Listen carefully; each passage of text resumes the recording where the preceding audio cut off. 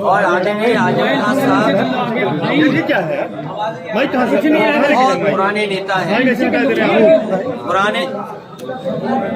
पुराने नेताओं की बात ही कुछ और है, पुराने लोगों की बात ही कुछ और है।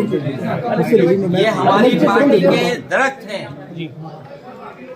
इतनी गहरी जड़ें और उतना ही गहरा उनका साया भी हम लोगों के साथ हमेशा रहा है। और ये बड़ी लड़ाई है, उसमें हम सब लोग मिलकर के लड़ेंगे।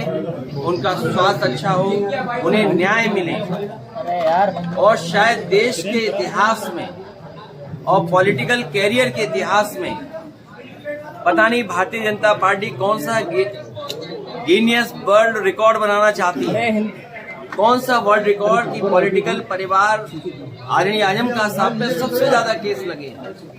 कोई अगर दूसरा परिवार ऐसा हो उनके ऊपर गलत केस लगे, उनके पत्नी पर बेटा अब्दुल्ला और उनके परिवार के और जितने भी साथी थे, उन सब पर इस सरकार ने झूठे मुकदमे लगाए हैं। और इतना तकलीफ परेशानी किसी को नहीं पहुंचाई गई होगी जितनी आदरणीय आजम खान साहब और उनके परिवार को पहुंचाई गई। ये कोई वर्ल्ड रिकॉर्ड बना रही है भारतीय जनता पार्टी, और अगर गिनती के हिसाब से हम लोग हिसाब किताब लगाएं तो हो सकता है Guinness book of world record में भी ये नाम आ जाए परिवार का, कि सबसे ज्यादा झूठे मुकदमे अगर किसी परिवार पर एक पर लगे तो आदरणीय आजम खान साहब। तो नाराजगी दूर हुई, जो ये बात सामने आ रही थी कि नाराज है आजम खान जी से, कोई मिलने नहीं आया। मैंने आपसे कहा कि पुराने लोग, पुराने समाजवादी जो नेताजी के साथ रहे और जो नेताजी के साथ रहे, उनकी बात ही अलग होती है। तो 2027 में क्या देखते हैं अखिलेश जी?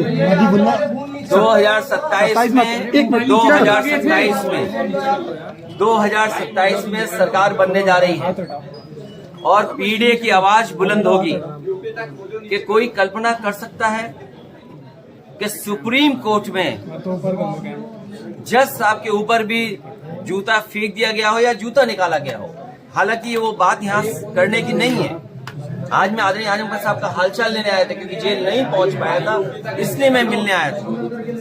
और लगातार हम लोग मिलते भी रहेंगे, लेकिन जो सुप्रीम कोर्ट में हुआ है, ये समाज में कहीं न कहीं एक संदेश जा रहा है कि पीडीए के लोग कहीं बैठे हों, जीवन में कभी न कभी अपमानित होते हैं। और ये बात मैं पहली बार नहीं कह रहा हूँ, एक बार विधानसभा में मैंने ये बात कही कि जो पिछड़े दलित, अल्पसंख्यक, मुसलमान भाई, आदिवासी, जो पीडीए परिवार है, वो एक सूत्र में बंधा हुआ है अपनी पीड़ा से, वो अपमानित महसूस करता है और इस सरकार में अपमानित हो रहा है लगातार।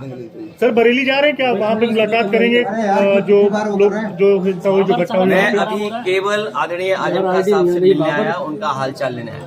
तो गिले शिकवे अब दूर होगा, इसका मतलब? मैंने आपसे कहा कि आदरणीय आजम खान साहब हमारे पुराने, ये आपको सूचना मिली कहाँ से?